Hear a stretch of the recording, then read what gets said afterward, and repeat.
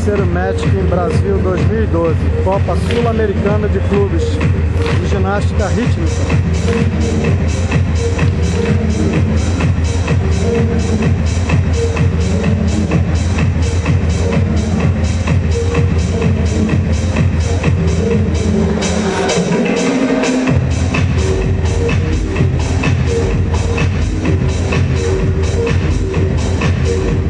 Sendo realizado o terceiro Magic em Brasil 2012, Copa Sul-Americana de Clubes de Ginástica Rítmica, aqui na cidade de Vitória, no Espírito Santo. Lauro fazendo a sua cobertura.